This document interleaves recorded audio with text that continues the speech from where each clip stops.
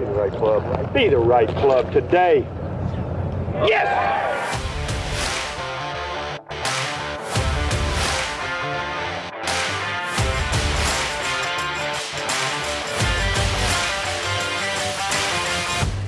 Hello, everybody. Welcome to another Be the Right Club Today podcast. Super excited about our next guest, the man, the myth, the legend, Mr. Freddie Burns, Hal's longtime caddie on tour. Freddie, welcome to the podcast. Thank you for having me. Freddie, I love having you back, buddy, even if it's only for an hour or so. We had so many great times, you know. I got 1,000 questions I could ask you, but tell us what you're doing now. That's more important right now. Well, right now I am caddying for Ken Kanagawa out on the Champions Tour. And that's about it. Steady in the game. Still in the game. Still in the game. You started in the game at 12 years old, and you are now how old? 70. So that's a long time in the game. Tell us what you've seen change in the game. Well, what I say is a lot changed in the game. Actually, you know, the way the guys play golf now and the way they played then, you know, right now everybody is trying to hit the ball 1,000 yards because the game have changed where it allowed them to do that.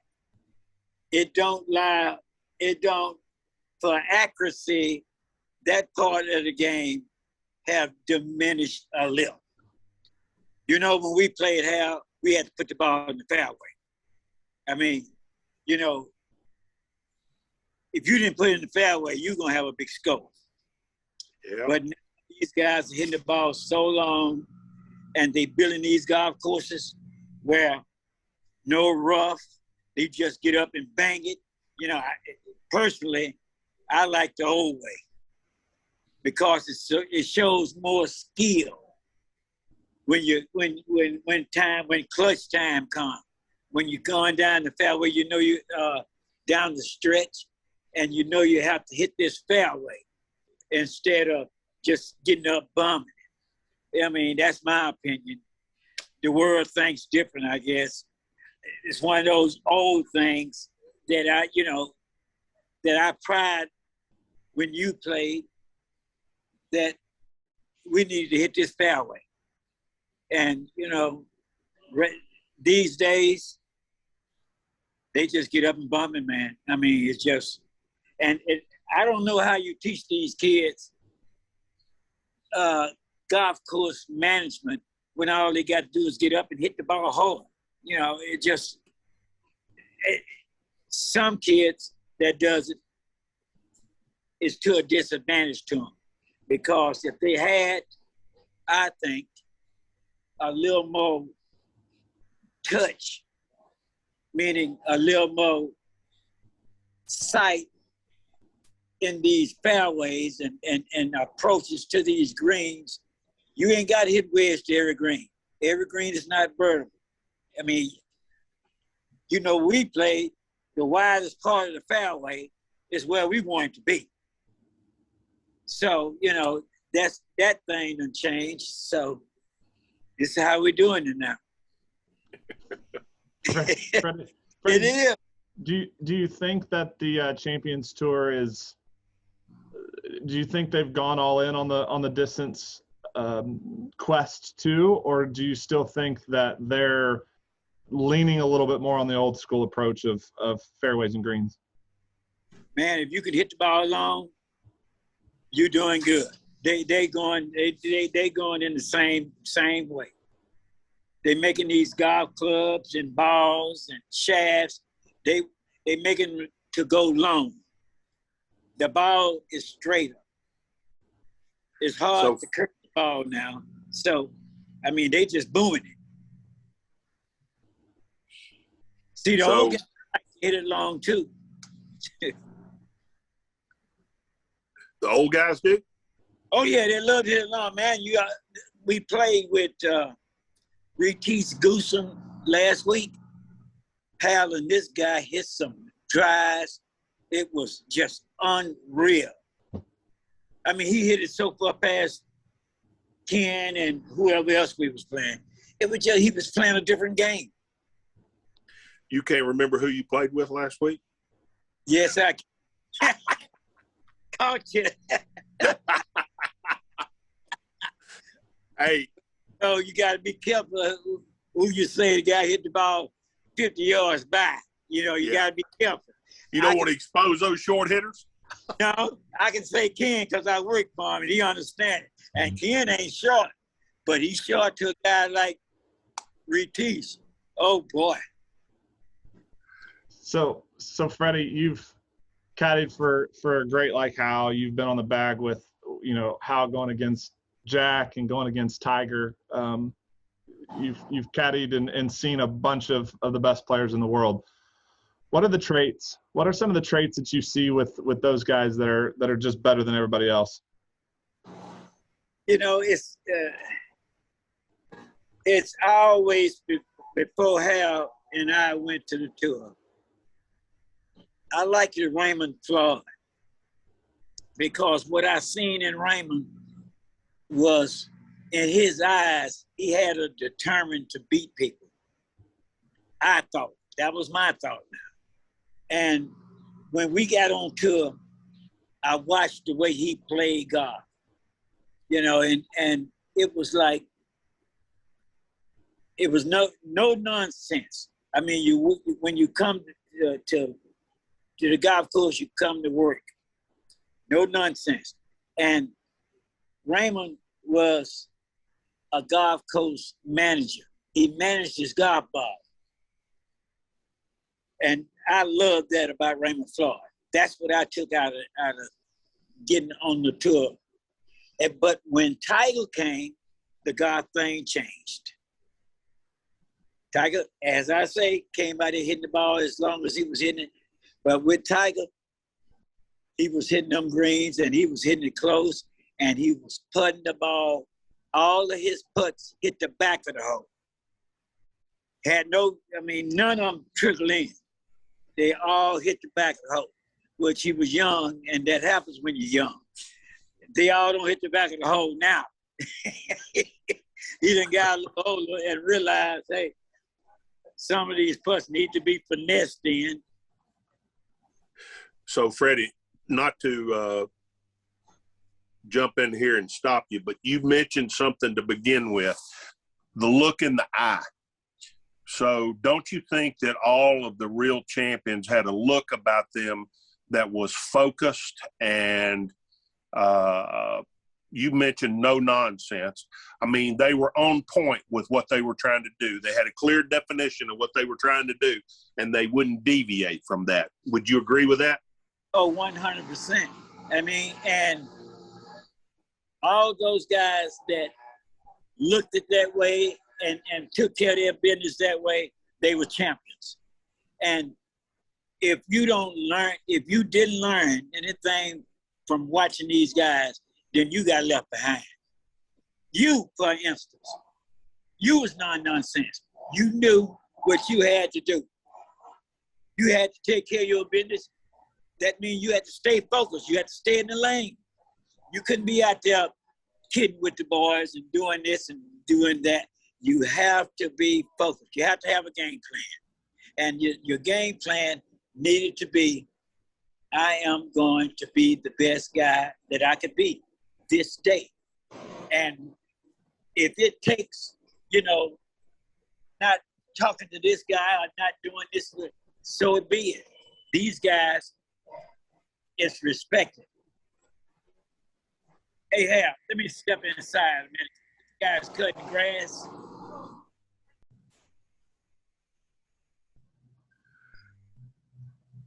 So let's talk about our past, Freddie. I think a lot of people would be interested in that. What do you recall about our past? We had a lot of past.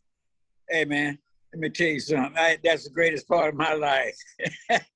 Needless to say. Man, we did it all, Hal. We did it all together. We understood what it takes, player and caddy. to be champions and to be where you was respected here, and I had to be where I had to be respected because I worked for Hal Sutton. And, you know, your dad, I got to say this, Hal. Your dad was the main reason I got to do all those things. And, you know, he always told me, Freddie, he said, you and Hal is going to have to get out there and get busy. You're going to have to stay and focus on what you're trying to do. And, you know, he nailed that to you 1,000 times. Hal, you got to work hard. And, you know, it just, I always go back to him. But you know how doing all of this, we had fun too. We had fun. We enjoyed each other. We loved each other. We enjoyed each other. And I knew what you expected of me. I knew that. And when I got sideways sometime, being honest, you always check me. You call me to the side. You say, Freddie, say, let's talk. See, and you know, sometimes I thought that was kind of rough, but you know, in the end, I knew what you was trying to do. You was trying to make us better. And I know that, and I live with that all my life. It's getting better. It's no selling.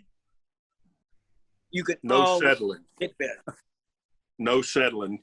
You know the reason why we couldn't settle, Freddie? Because we didn't have but one shot at this, and we didn't know how long it was going to last.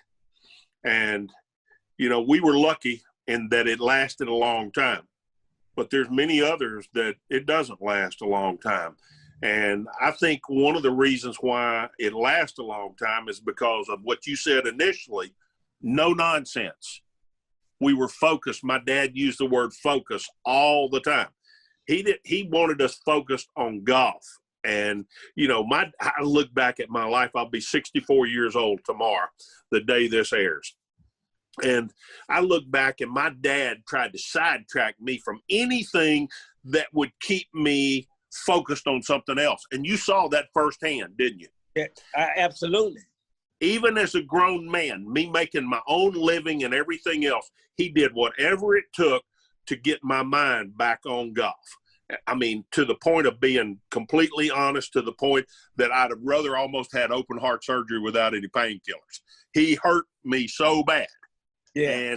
But to get to the point, that's what he would do. And, you know, I used to tell him all the time, I said, you knew exactly how far you could bend me without breaking me. Would you agree with that? Oh, 100%. And you know, it had got where sometime, Hal, you may not say it or whatever, but I thought that, you know, you needed your dad because once you knew your dad was looking, he was seeing what was going on, and he would straighten you up. He had his own way of doing things, but it all boiled down to he wanted the best thing for Hal Sutton. And he didn't want you to get sideways with a lot of stuff because, you know, this game can humble you. Oh, it sure can. I don't care how good you are, this game will bring you down to your size.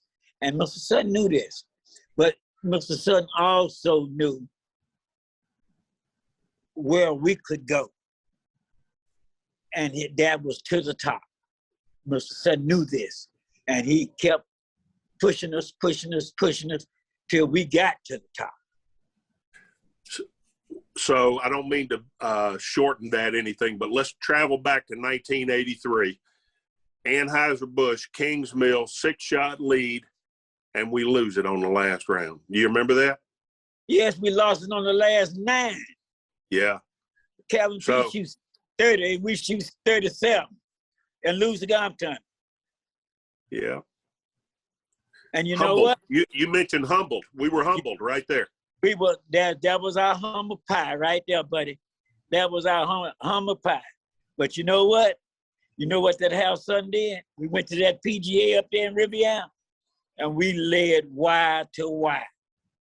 So let's talk about the week in between. Do you remember the week in between?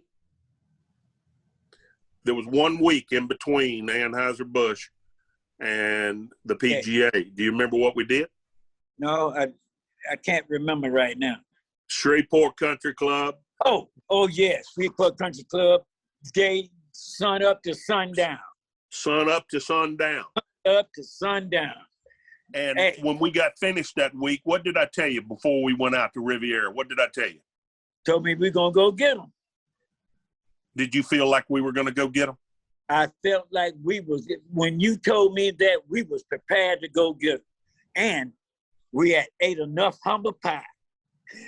Believe me. And when we went out there, house son, I have never told you this.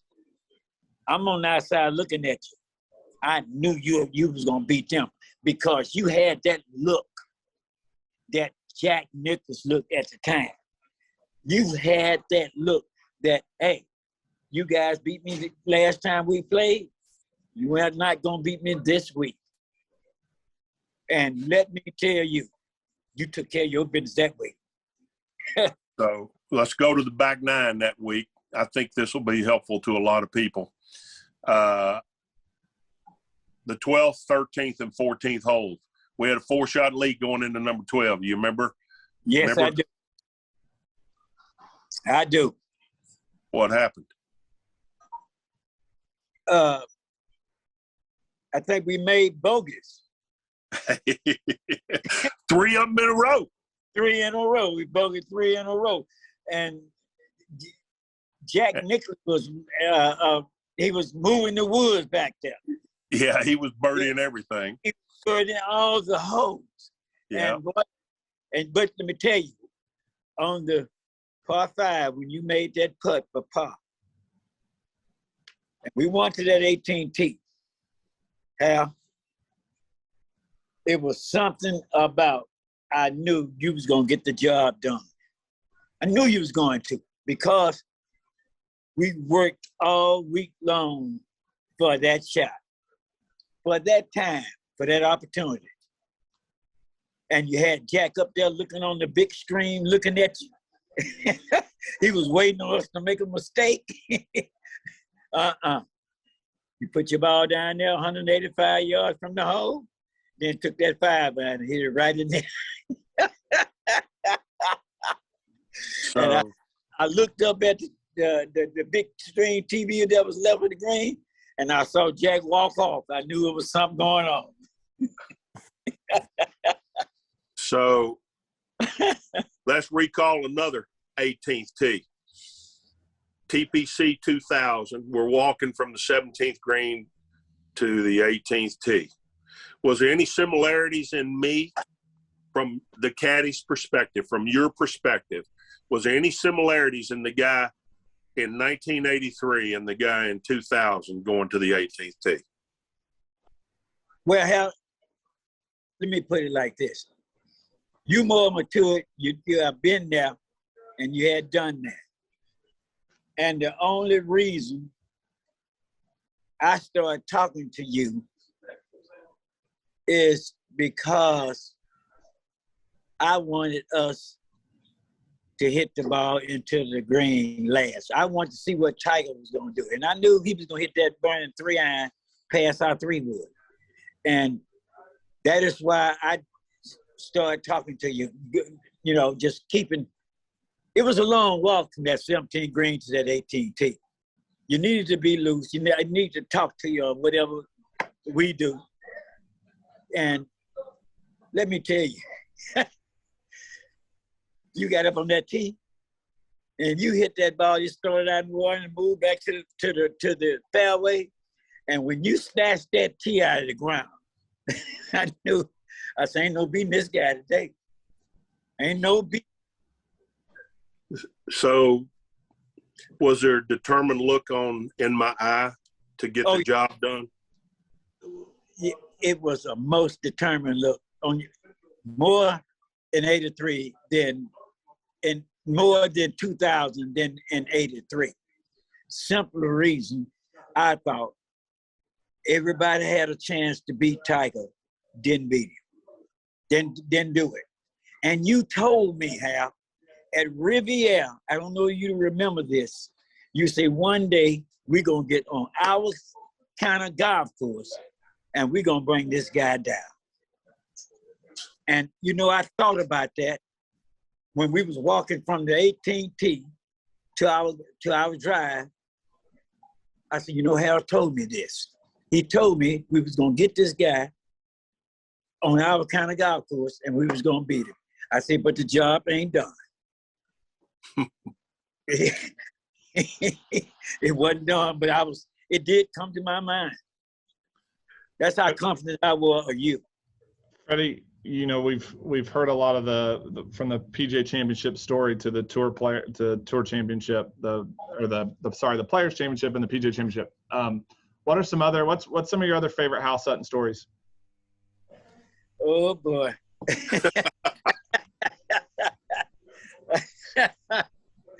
Oh well.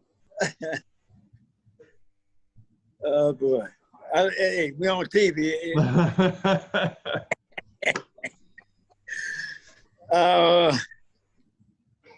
Can't think of none right now. We'll come back to that. I'll ask a different one. What's the hardest part of being a caddy? The hardest part of being a caddy. I tell you what, being a caddy, you have to be, first of all, you got to be responsible. That means never be late on your job. Never, ever be late. Now, sometimes situations, you get in situations like getting a traffic jam or something, but caddies never supposed to be late on their job. Second of all, you got to understand your player and what he wants from a caddy. Sometimes, let's say me, for instance, I was a club puller. Sometimes I was a cheerleader. And you can't be, you can't think, I look bad cheerleader. No, I don't. This is what my player need at the time. This is what I'm going to do. A lot of guys don't want to do that, but that's their business. I did it because I knew that if I give Hal some confidence, tell him how good he is, it gets him thinking positive thoughts. And that's the only way I knew how to caddy, is to do that for him. Other guys, different things. So you said it a mouthful right there. You got to read the player, whatever they need. And sometimes that's a correct yardage. Sometimes that's a supportive in club selection. Sometimes that's reading the break on a green that he's indecisive about. Or sometimes that's just making him feel confident in what he's about to do. But you're constantly reading the player and what he needs, right, Freddie? That's correct. You definitely, if you can't read your player, then your player's at a disadvantage. He loses something from his caddy because the caddy only can do so much for a player. And when a caddy can't read his player, he don't know when to step in or not. He don't know what to say to make a player refocus, whatever he's trying to get his player to do. And a caddy that won't step up to the plate, a yes caddy is a dead caddy. A caddy that say yes to everything is a dead caddy to me. I mean, you got to be able to be, you got to feel like, well, I got to say this because even if I'm wrong, I got to show my player I'm trying to do, this is what, everything ain't going to be right. But I can't hold back. If I see him, if he's drowning, I got to try to throw him something that he can grab to pull him in with. I mean, I just can't let him drown out there. There's only two people out there. It sure is. And the guy, You remember I used to tell you early on, if I can't swim and I'm out there drowning, throw me a life preserver and pull me in. And that doesn't necessarily mean save me or anything else. What that really means is throw something my way, words or wisdom or something that secures us enough that we can move on and put the past behind us. And, you know, to me, people don't really realize this, but I mean, it's a constant battle from shot to shot out there in professional golf. It's not just battle from day to day. It's battle from shot to shot. Oh, I agree 100%. And let me tell you, and if you lose focus, that one time you lose focus may cost you the tournament. It may cost you the tournament. And if your caddy is not into the game, sitting there watching what's going on, and if he see you lose focus and may lose focus, he need to say something. You may not do what he say, whatever, but he at least he can put it there for you to make the decision. And losing focus, that's what I see happens to these guys all the time. And when you lose focus, you make bad golf swings. You're not committed. And when you're not committed, then that's when bad golf swings occur and bad stuff happens. Freddie, you caddied for Hal for a long time, one of the best ball strikers to ever play. You've also caddied for, say, Tom Pernice for a while, who has one of the best short games that we've probably ever seen. Did you guys' strategy differ based off the skill level of the player? Did your strategy as a caddy differ with the different, you know, skill levels that they both brought? Yes, absolutely. See, Hal mainly was fucking, you know, he go at them flags. His iron game was so great that, you know, all left flags we went at. Right flags we went at the middle of the green most of the time. And if it worked over there, it worked over there. Tom Pernice is different. His short game is so good that he goes for everything. I mean, whatever flag is there, a lot of times, see, it's not good to, sometimes I had to tell him, I said, Tom, we can't short size ourselves on this hole. I mean, this hole is dead over there. Even he has a good short game, but you have to be a wizard to get some of these balls up and down. So I preached to him. And it's good if you have a guy that you can talk to. See, Tom Pernice, I tell him, I said, Tom, we can miss, I know, but we cannot miss this ball over on this side of the green. Now, we may miss it over there because his ball striking ain't the greatest. But I done my job when I told them we can't miss it over there. Now, he got to get himself out of jail, hit one of those great short game shots to make par. See what happened? You didn't have to remind me not to short side myself. That was a built-in mechanism, wasn't it? Hey, I didn't want that short-sided shot. Hey, man, I tell you, but we didn't have it much. Just think about it. Yeah. With them short-side shots, you didn't play over there. I mean, if you had good sense, you wouldn't play over there. If the ball get over there, a 10-foot putt from a shot on the big side of the green was good. Now, those ones that wasn't short-sided, hell, we knocked the flag out the hole on them. And you know it. hey, we didn't hold many shots out there, did we, Freddie? Oh, man, we hold them all the time. What are you talking about? Man, we had pins jumping out the way. You know that. So Freddie, the famous "Be the Right Club Today" shot has been a popular saying, one of the most famous shots ever. But Hal talks about a shot that he hit earlier. It was actually, I think, the day before, but it was during that round that was probably better than that. Do you remember what shot he's alluding to? It could have been alluding to one of those. Oh no, that was the following year. when we hold. It was a bunker. It was a bunker shot. Oh, yes, sir. He hit a bunker shot on the par 3. Talk about that one a little bit. Hey, look here.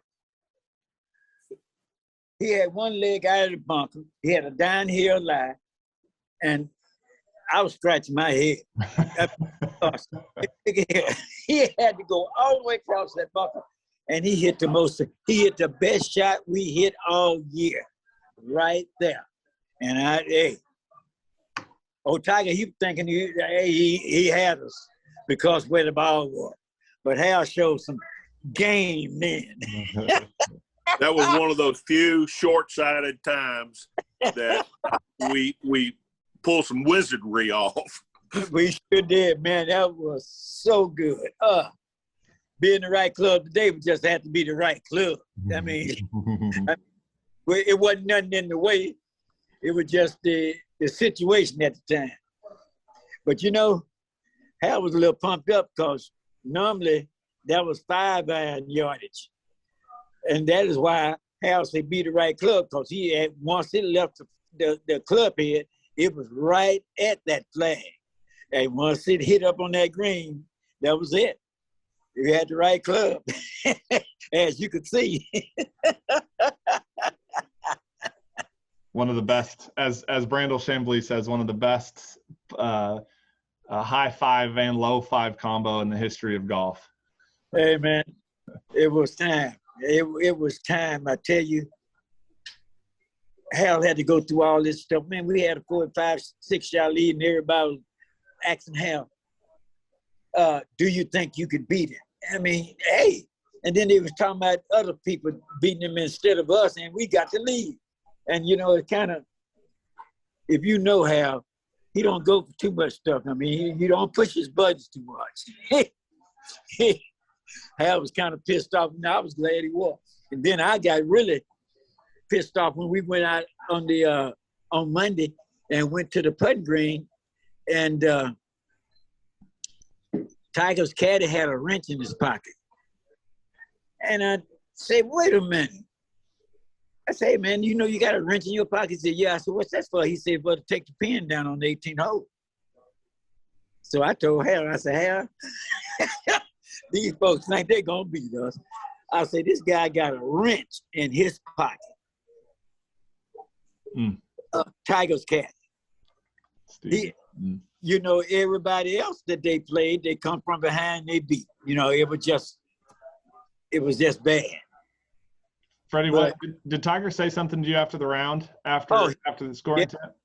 Yes, he did. He walks out of the scoring tent, and I was sitting over, you know, I was still coming down, and he walks over, and he shook my hand. He said, great job. He said, you guys was the best this week, is what he told me. And I told him, thank you. So, Freddie, maybe not everybody knows this. The first time you watched me play golf, how old was I? Do you remember? You were 17. 17 years old. And I was either a junior or senior in high school. You was a senior? Senior. And you made the statement then you wanted to caddy for me. And, you know, we sparked a friendship right there that lasted for, I'll be 64 tomorrow, so however many years that is. And, you know, I miss you, man. I mean, I really do. Hey, man, the feeling is neutral. You know that, man. It was like, our relationship was like two brothers. It really, really was to me, and I knew it was to you. And caddy player, they get close, but never like what we were.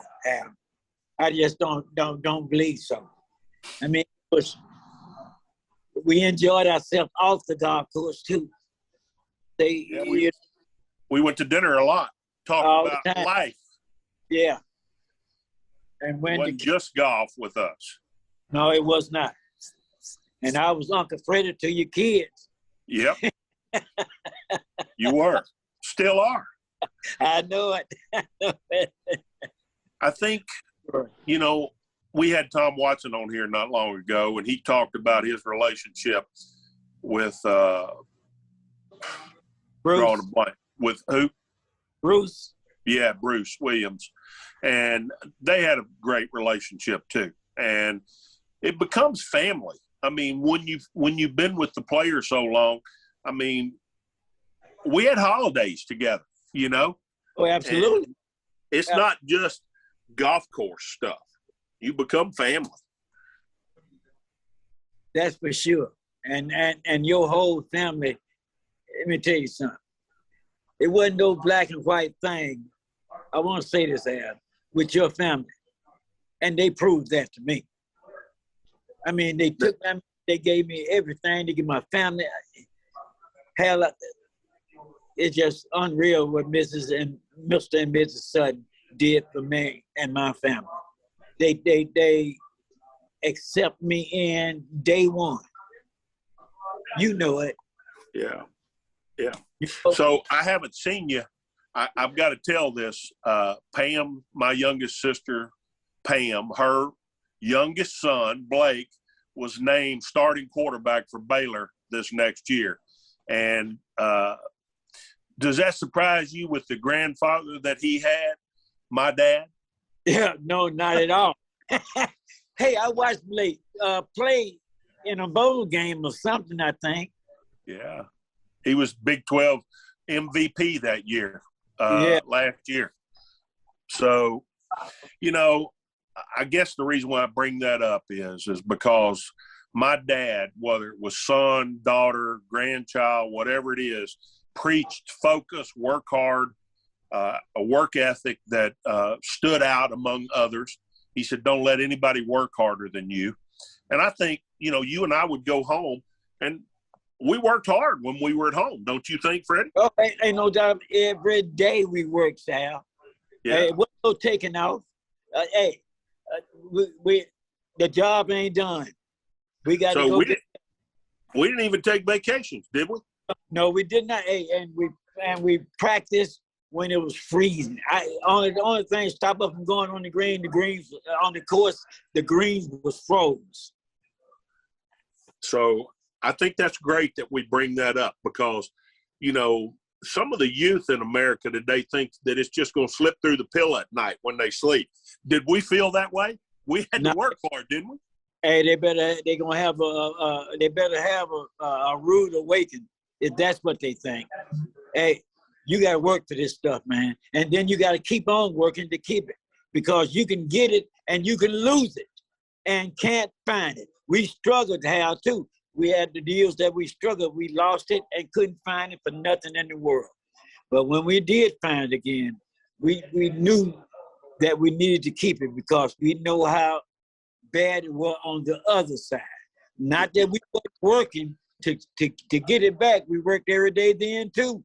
But it was just something golf just takes away from you. It humbles you. And then when you get it, you better keep on practicing and keep on getting better. Well, I think it goes right back to that word focus. I got less focused whenever I felt like I was failing everybody else in the world. You know, we played for us, and then all of a sudden, when the world felt like I was failing it, not winning enough golf tournaments, I started doing other things, buying horses and everything else, trying to become a cowboy. That wasn't your favorite time in my lifetime, was it, Freddie? No, it was. But it goes right back to the look in the eye and the focus. It goes right back to that. The reason why Tiger's been the best player of all time and Jack Nicklaus is because they never lost focus of what they were trying to do. They never switched gears. They never wanted something else more. They always wanted that to the max. And that is the reason why they're the two best players that's ever played the game. And I agree 100%. That's exactly what I meant when I said that. And you could see it in them. I mean, they don't get side. You don't sideline them. No. So there were some of us that would get that look in their eye for a while. Right. Absolutely. But then other things took over. Those two guys, nothing ever took over. Nothing ever took over. You're right. I agree. That's my point. They stayed focused. They stayed focused on what they were trying to accomplish. And 1 week didn't make no difference. Yeah, they trying to stay. They stayed focused every time they hit the golf course. They want to be focused because they know it's easier to get through, get your job done when you focus. And it's so to get sidetracked when you're not focused. Sometimes talent gets you through, but most of the time, if you ain't focused, you don't do good. Freddie, what do you think separates the guys like Bernhard and McCarron and the guys that have had a lot of success on the Champions Tour from the guys that are finishing top 25 or top 40 every week? Let me tell you something about this. But McCarron, he's injured right now, but when he wasn't injured, you know how good of a player he was. Bernhard Langer, he might be somewhere practicing now, right now. I mean, he's the first guy you see on Mondays. And he's the last guy you see on Sundays because he's in the last group every week. This guy is 63 or 4 years old, and they can't beat this guy because he won't let them outwork him. This guy works, and he's focused. He is the main definition of focus. I would agree. He's a good one. I'm telling you. He wants to beat you every week. He wants to beat you every week. Now he got this goal. He's trying to get these other two timers to catch a Hale Irvin. And believe me, I believe he's gonna do it. So, his work. I got a follow-up question, kind of on the opposite end of the spectrum. You've caddied in a ton of pro-ams. I always ask this with all the pros that we have on, but you're the first caddy we've had on, and you've caddied in a bunch of pro-ams. What's the mistake you see the average amateur make that you would like to rectify from golf and never see again? Reverse pivot. Mechanical issue. I like it. Yeah, reverse pivot. I mean, everybody want to hit two lesser club, and everybody want to bag out of the golf shop. Reverse pivot. It's a great answer. I love it. Well, Freddie, I don't even know what to say, man. I think about there's not a single day that goes by that I don't think about you. And we've been there for each other for a long time, and I don't ever want that to change. So It won't. I love you, man. That would never change, Al, until one of us leave and go to heaven. That would never change. Well, y'all have a great week. Make a lot of birdies. We'll be pulling for you. Okay, boss man. Thank you very much for having me on. Freddie, thank you, sir. It was awesome. All right, thank you. I'll see y'all next time. All right. See you, Freddie.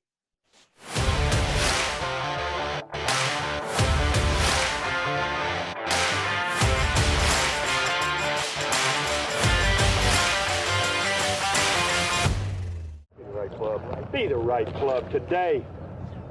Yes!